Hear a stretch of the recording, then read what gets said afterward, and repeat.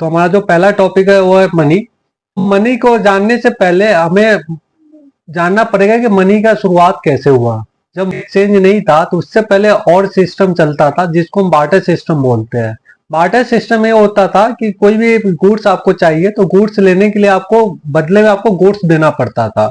मान लीजिए आपको कोई सामान लेना है, हमको जैसे राइस की जरूरत है, तो सामने वाले को बदले में वो वीट देते थे। सामने वाले के पास अगर वीट की जरूरत है तो हम उसको वीट दे देते थे, तो सामने वाला हमें राइस दे देता था। जैसा वीडियो में देख रहे हैं, सामने वाले को केला की जरूरत है और दूसरे को पंपकिन की जरूरत है, तो ये दोनों क्या कर रहे हैं, एक्सचेंज कर रहे हैं। तो इस सिस्टम को क्या बोलते हैं, बार्टर सिस्टम। पर बार्टर सिस्टम में बहुत सारे लिमिटेशन था। तो लिमिटेशन के बारे में जानते हैं कि बार्टर सिस्टम के अंदर लिमिटेशन क्या था। तो पहला लिमिटेशन था lack of double coincidence of wants. इसके अंदर क्या था कि डबल कोइंसिडेंस ऑफ पॉइंट्स की क्या होता था, लैक होता था। सपोज करिए एक इंसान ए है और दूसरा इंसान बी है। इंसान ए को शूज की जरूरत है, इंसान बी को राइस की जरूरत है। और इंसान ए के पास राइस नहीं है, इंसान बी के पास शूज नहीं है। तो यहाँ पे क्या है कि जो चाहिए इंसान ए को और बी को, दोनों के एक दूसरे के पास नहीं है। तो क्या होगा, यहाँ पे एक्सचेंज नहीं हो पाएगा। क्यों? क्योंकि इनके वांट्स नहीं मिल रहा है। तो ये क्या हो जाता है, लिमिटेशन हो जाता है बार्टर सिस्टम का। बार्टर सिस्टम का और कुछ लिमिटेशन है, तो लिमिटेशन के बारे में हम जानते हैं कि और क्या लिमिटेशन है। तो जो बार्टर सिस्टम है उसका दूसरा लिमिटेशन है lack of common measure of value. मान लीजिए आपके पास हैन है, दूसरे के पास एप्पल है। तो इस बार्टर सिस्टम में ये दिक्कत होता है कि कितने हैन देने पर कितने एप्पल मिलेगा, या कितने एप्पल देने पे, कितने केजी ऑफ एप्पल देने पे एक हैन मिलेगा। तो यहाँ पे क्या है कि जो मेजर नहीं कर सकते वैल्यू का। तो और इसका जो तीसरा लिमिटेशन हम पढ़ते हैं, lack of standard of deferred payment. मान लीजिए आप किसी से बोरो करते हैं, तो आप क्या करते हैं कि आप पेमेंट करेंगे फ्यूचर में। जो कॉन्ट्रैक्ट इन्वॉल्विंग फ्यूचर पेमेंट है और क्रेडिट ट्रांजेक्शन है, वो पॉसिबल नहीं हो पाएगा। क्यों? क्योंकि borrower may not be able to arrange goods of exactly same quantity at the time of repayment. जब रीपेमेंट का जब टाइम आएगा तो जो बोरोवर है वो same quantity of goods produce नहीं कर सकता है, सेम क्वांटिटी ऑफ गुड्स नहीं दे पाएगा। तो क्या एक लिमिटेशन आ जाता है किसका, बार्टर सिस्टम का। इसके अंदर देयर में be conflict regarding which specific commodity is to be used for repayment.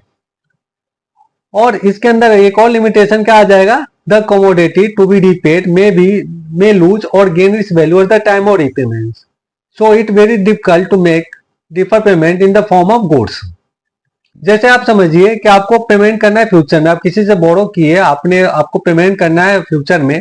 तो वहां पे क्या हो जाएगा, आप गुड्स तो फ्यूचर में आप उतनी सेम क्वांटिटी में आपके पास होगी नहीं, वो कम ज्यादा हो सकता है। मान लीजिए अभी आपके पास टमाटर है, ठीक है।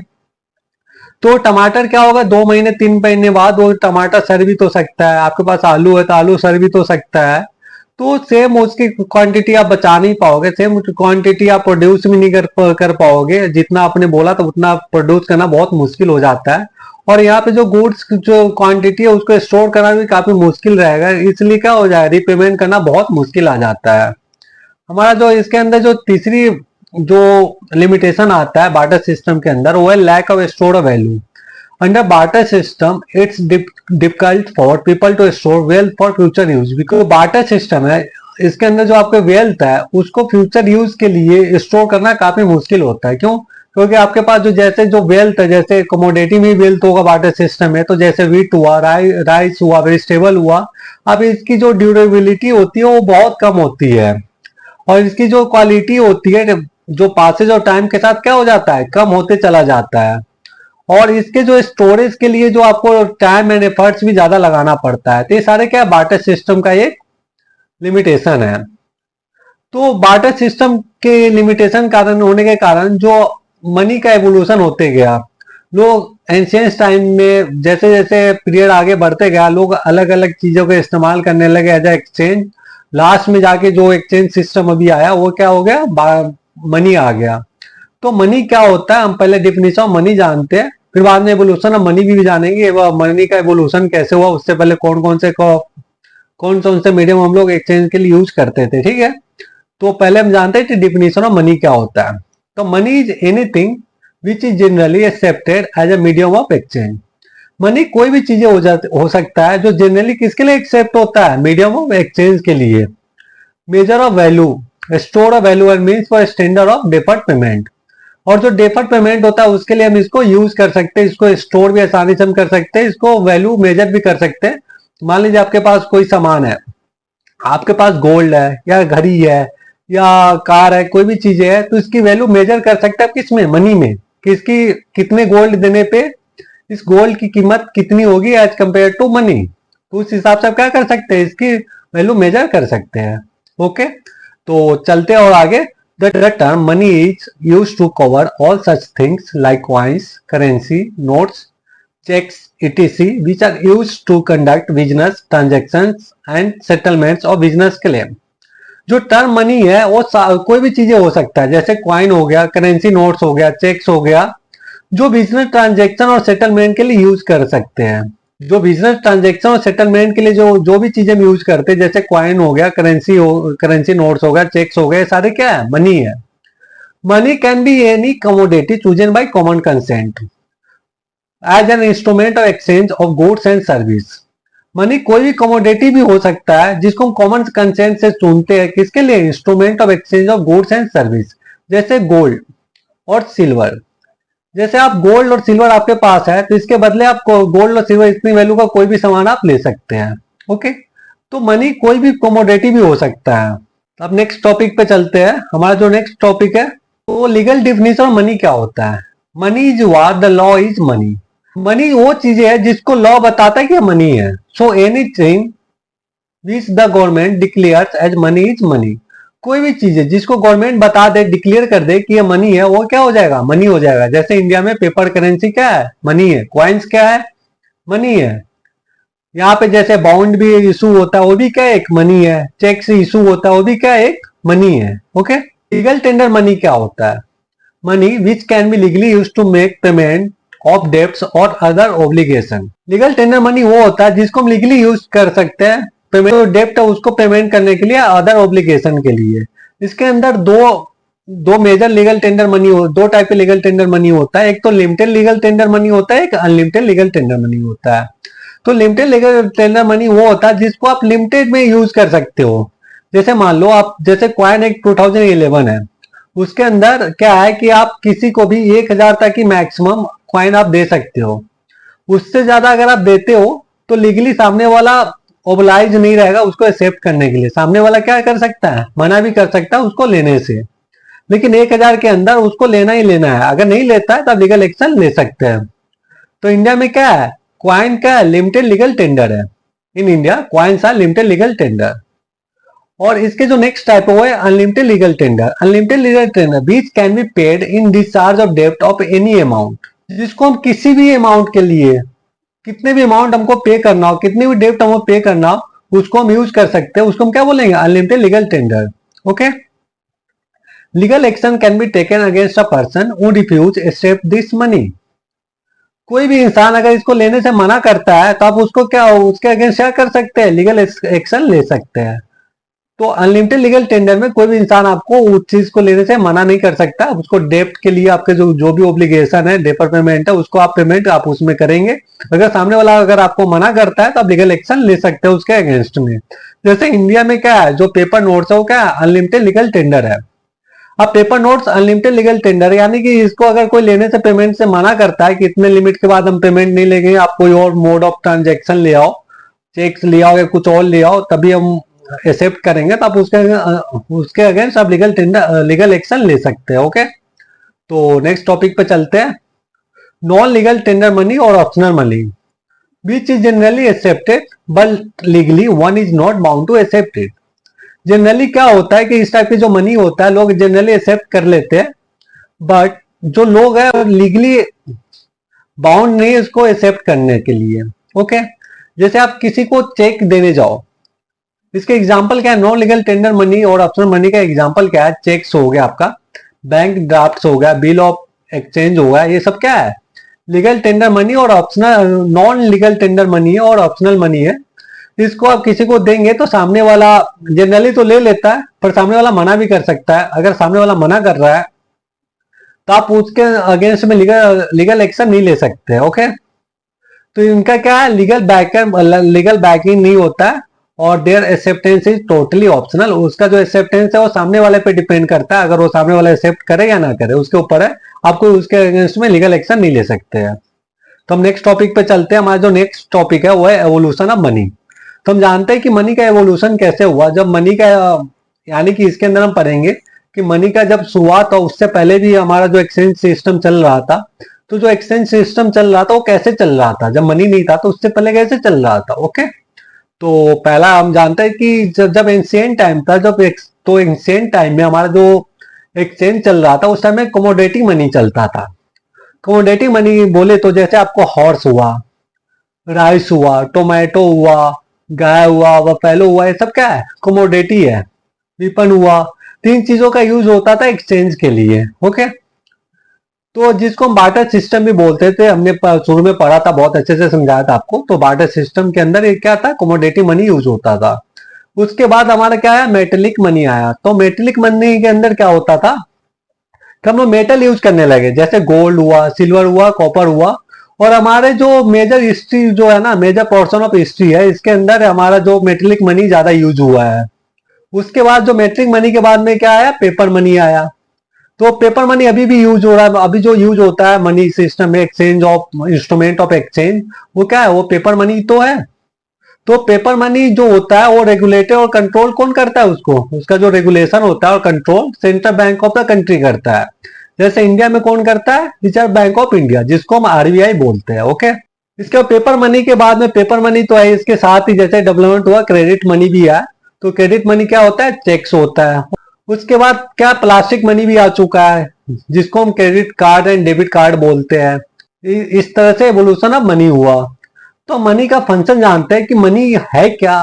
तो हमने जान लिया कि money, what is the money, legal definition of money हमने जान लिया। ओके, एवोल्यूशन ऑफ मनी जान लिया। तो हम जानते हैं कि फंक्शन ऑफ मनी क्या है, मनी का फंक्शन क्या है। तो मनी का दो फंक्शन होता है, एक तो प्राइमरी फंक्शन होता है, एक सेकेंडरी फंक्शन होता है। ओके, जो प्राइमरी फंक्शन होता है उसके अंदर दो फंक्शन होते हैं, एक तो मीडियम ऑफ एक्सचेंज है, मेजर ऑफ वैल्यू होता है। ओके, तो मीडियम ऑफ एक्सचेंज, मान लीजिए कोई सामान आपको लेना है, आपको शूज लेना हो, बेल्ट लेना हो, वॉच लेना हो, यूपीएससी का कोर्स लेना हो, या मोबाइल लेना हो, कोई भी चीजें लेना हो, तो आप वहां पे एक्सचेंज में क्या देंगे, मनी देंगे। ओके, उतनी वैल्यू की आप, जितनी वैल्यू के आप सामान लेंगे उतनी वैल्यू का आप क्या देंगे, मनी देंगे उनको। तो मनी क्या है यहाँ पे, मीडियम ऑफ एक्सचेंज है। ओके, उसके बाद मनी का और फंक्शन क्या है, मेजर ऑफ वैल्यू। मान लीजिए आपके पास गोल्ड है, आप गोल्ड आप बेचना चाहते हो, तो आपको गोल्ड की एक वैल्यू होगी। ओके, तो वैल्यू कैसे लगाएंगे, मनी के हिसाब से। मान लीजिए आपके पास, जैसे अभी मान लीजिए एक तोला आपके पास सोना है, तो आप इसकी वैल्यू किस में लगाएंगे, मनी में लगाएंगे कि 80,000 पर तोला है, आप इसकी वैल्यू कितनी हो गई, 80,000 पर तोला। जैसे आपको मोबाइल है, मोबाइल बेचना है, तो 25K का आपके मोबाइल है, तो आप मोबाइल की वैल्यू किस में लगाएंगे, मनी में लगाएंगे कि इस मोबाइल की वैल्यू कितनी है, 25K है। तो क्या है ये, मेजर ऑफ वैल्यू है। जो बार्टर सिस्टम में दिक्कत होती थी, आप मेजर नहीं कर पाओगे ना। जैसे आप मोबाइल है, तो आप इसको किससे मेजर करोगे, कितने केजी टमाटर चाहिए आपको एक मोबाइल देने के लिए, या कितने केजी सॉल्ट चाहिए। तो ये बहुत दिक्कत होती थी बार्टर सिस्टम के अंदर। ओके, तो फंक्शन ऑफ मनी में अब नेक्स्ट और जाते हैं, सेकेंडरी फंक्शन। तो फंक्शन जो मनी का जो सेकेंडरी फंक्शन है वो क्या है, स्टैंडर्ड ऑफ डेफर्ड पेमेंट। आप मान लीजिए किसी से लोन लेते हैं, तो आप क्या करते हैं कि फ्यूचर में रिपेमेंट करेंगे, आप वो प्रॉमिस करते हैं या कहीं साइन करते हैं, अमाउंट बनाते हैं कि आप क्या करेंगे, फ्यूचर में रिपेमेंट करेंगे। तो जो फ्यूचर में रिपेमेंट करने के लिए आप क्या करेंगे, मनी का यूज करते हैं ना। तो जैसे मान लीजिए आप यहाँ पे किसी से 5 लाख का लोन लिए। ओके, आपने बोला कि 2 साल बाद उसको रिपेमेंट कर देंगे, तो इसकी वैल्यू लगा देगा कि 5 साल रिपेमेंट करते हो तो आपको 5 लाख का 7 लाख 7 लाख मनी देना पड़ेगा, आपको 5 लाख का 7 लाख रुपया देना पड़ेगा। ओके, क्या यहाँ पे जो डेफर पेमेंट है उसका भी एक स्टैंडर्ड क्या है, मनी बन गया। ओके, और जो इसका जो नेक्स्ट फंक्शन है वो क्या है, स्टोर है वैल्यू। लीजिए आपके पास कोई कमोडिटी है, टमाटर है, राइस है, व्हीट है, इसको स्टोर करने में बहुत दिक्कत होती है और इसको एक्सचेंज के लिए यूज करना भी काफी मुश्किल होता है। ओके, लेकिन जो मनी है उसको आप आसानी से आप स्टोर कर पाएंगे इसको, और जैसे आपके जो इमरजेंसी हुआ उस टाइम में इसको आसानी से आप यूज कर पाएंगे। तो मनी को स्टोर करना भी इजी है और इसको बाद में यूज करना भी क्या है, इसकी लिक्विडिटी भी ज्यादा होती है, जिसको आसानी से आप as a medium of exchange आप आसानी से यूज कर पाएंगे। ओके, तो अब नेक्स्ट टॉपिक पे चलते हैं हम। हमारा जो नेक्स्ट टॉपिक है वो क्लासिफिकेशन ऑफ मनी है। तो on the basis of relationship between the value of money as a money and the value of money as a commodity.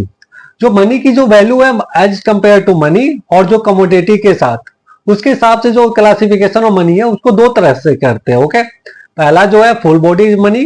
Full body money वो होता है any unit of money which face value and intrinsic value are equal.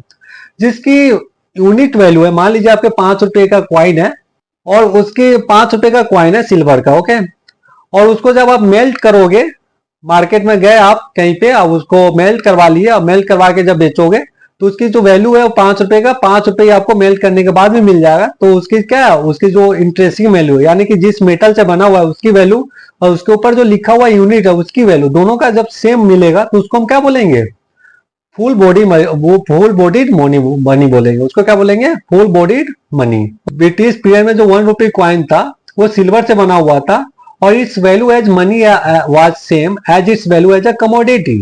इसकी जो value money की तरह same था as compare to as a commodity. मान लीजिए आपके पास उस टाइम जो पैसे थे, 1 रुपए का जो क्वाइन था वो सिल्वर का बना हुआ था, उसको जब आप बेचने जाओगे मार्केट में तो आपको 1 रुपया मिलेगा। ओके, जब उसको मेल्ट करके बेचने जाओगे तब भी आपको 1 रुपया ही मिलेगा उसका, यानी कि दोनों की वैल्यू क्या थी, सेम थी।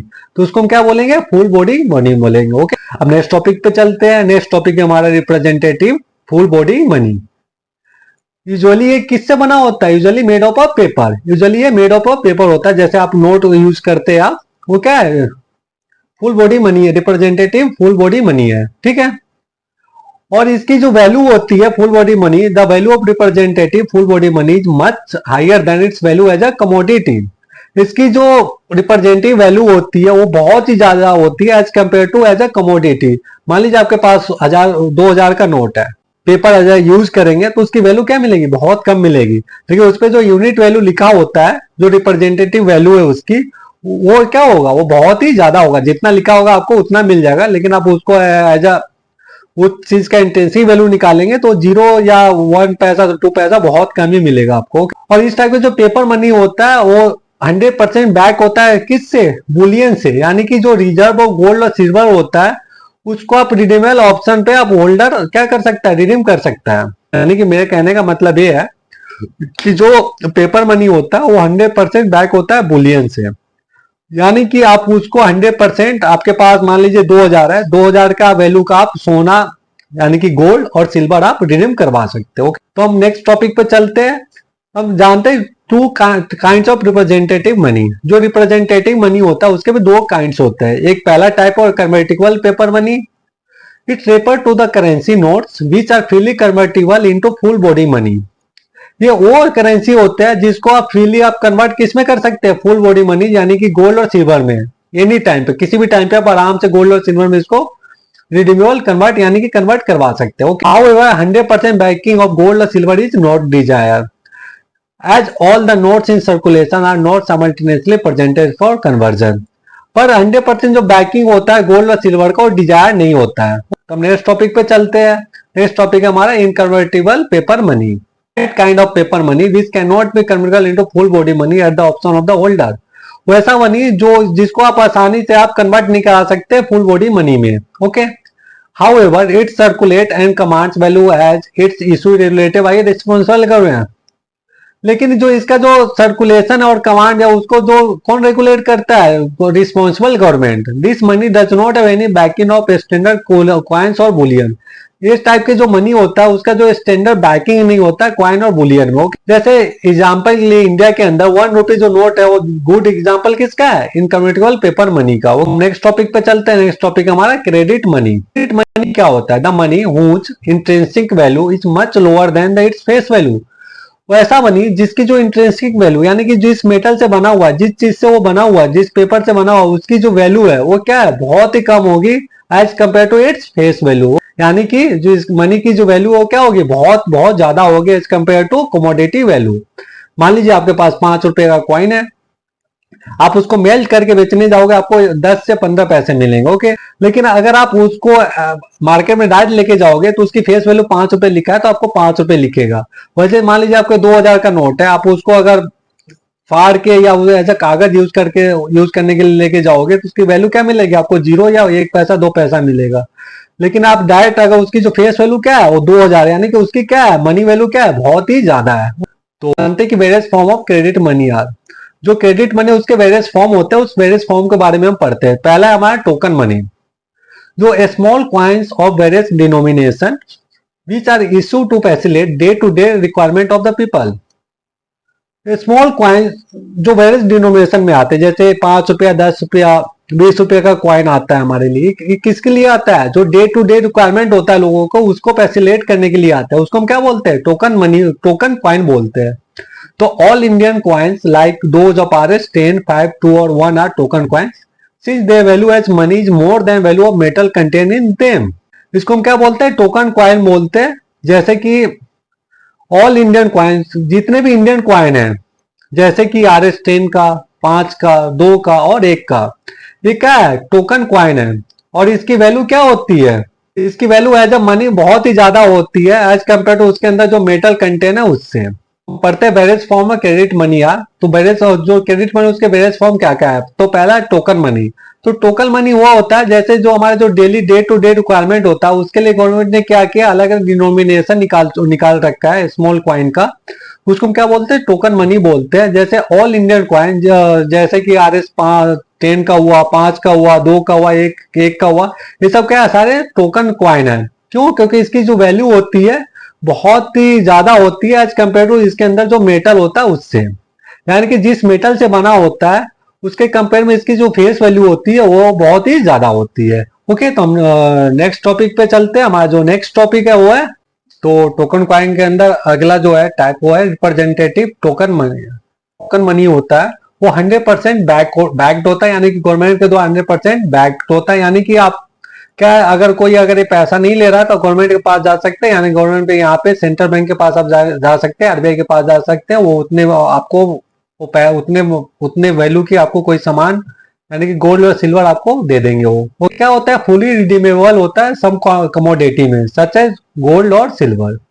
It is generally in the form of paper and market value of what is actually offer is less than value printed on paper notes. ये जनरली किस फॉर्म में होते हैं, पेपर के फॉर्म में होते हैं। इसकी जो मार्केट वैल्यू क्या होती है, बहुत ही कम होती है as compare to printed on paper notes. Okay, यानी कि कहने का मतलब ये है कि इसके ऊपर जो फेस वैल्यू लिखा होता है उसकी वैल्यू क्या होती है, बहुत ही ज्यादा होती है as compare to its paper, जिस पेपर से बना होता है। एज अ पेपर इसको आप बेचने जाओगे तो आपको क्या मिलेगी, इसकी वैल्यू बहुत ही कम मिलेगी। पर इसके ऊपर जो प्रिंटेड नोट्स पे जो नोट्स होता है, इसके ऊपर जो वैल्यू प्रिंटेड होती है उसकी वैल्यू क्या होती है, बहुत ही ज्यादा होती है। हमारा जो नेक्स्ट टॉपिक है circulating promissory notes issue by central bank. ये सारे करेंसी नोट्स होते हैं जिसको RBI इशू करती है, और इसके अंदर क्या आते हैं, सारे करेंसी आते हैं जो डिनोमिनेशन RBI छापती है यानी कि निकालती है। जैसे कि इंडिया में 500 का 100 का नोट आता है, पहले तो 2000 का भी आता था, पर 2000 बंद हो गया। और each promissory notes contain the words I promise to pay the bearer the sum of, जैसे 100 रुपए का तो 100 लिखा होगा, 500 का तो 500 लिखा होगा, और इसके अंदर जो RBI का जो गवर्नर है उसका साइन लिखा होता है। ओके, तो यानी कि क्या है, वो प्रोमिस करता है, RBI का गवर्नर क्या है कि प्रोमिस करता है कि आपको RS 100, RS 500 का नोट आपको ये दे रहा है, इतने डिनोमिनेशन का नोट आपको दे रहे हो। ओके, अगर कोई अगर आप इतनी वैल्यू का आपको कोई भी चीजें चाहिए तो आप इसको आराम से एक्सचेंज कर सकते हैं। अगर कोई नहीं ले रहा है तो आप RBI के पास जाएंगे, RBI क्या करेगा, प्रोमिस किया हुआ है तो इसने डिनोमिनेशन का इतने पैसे का आपको वहां से आप क्या कर सकते हैं, कमोडिटी ले सकते हैं। कमोडिटी किस में लेंगे आप, गोल्ड और सिल्वर में आपको मिल जाएगा। ओके, जो हमारा जो नेक्स्ट टोकन मनी है वो क्या, डिमांड डिपॉजिट्स इन बैंक। जो आप डिमांड डिपॉजिट करते हो बैंकों में, जैसे मान लीजिए आप खाता खोलते हो, ओके, अकाउंट खोलते हो, तो अकाउंट में आप क्या करते हो, पेमेंट का पैसे जमा करते हो, वो क्या आपका डिमांड डिपॉजिट है। क्योंकि आप अपने डिमांड के हिसाब से उस पैसे को निकाल सकते हैं, और अपने डिमांड के हिसाब से उस पैसे को निकाल भी सकते हैं, और किसी को अगर भेजना हो, किसी और को ट्रांसफर करना हो तो आप डायरेक्ट उसको ट्रांसफर भी कर सकते हैं बाय इशूइंग चेक। और इस टाइप का जो डिपॉजिट होता है, तो इस जो डिमांड डिपॉजिट जो होता है इसमें इस आरबीआई के द्वारा कोई बुलियन बैकिंग नहीं मिलता। ओके। और जो डिमांड डिपॉजिट का जो फेस वैल्यू है, यानी कि इसकी जो फेस वैल्यू वो बहुत ही ज्यादा होती है एज कम्पेयर टू इसकी इंट्रिंसिक वैल्यू। तो मनी टॉपिक यहीं पे खत्म होता है। मनी टॉपिक से रिलेटेड आपको कोई भी डाउट हो तो आप कमेंट बॉक्स में लिख सकते हैं या हमें मेल कर सकते हैं। टेलीग्राम चैनल ज्वाइन करें, आपको वहां से पीपीटी डाउनलोड कर ले। और आपको बता और हमारा जो नेक्स्ट टॉपिक है वो है सप्लाई ऑफ मनी पे, नेक्स्ट वीडियो आने वाला है, तो चैनल को सब्सक्राइब कर ले अगर आप नए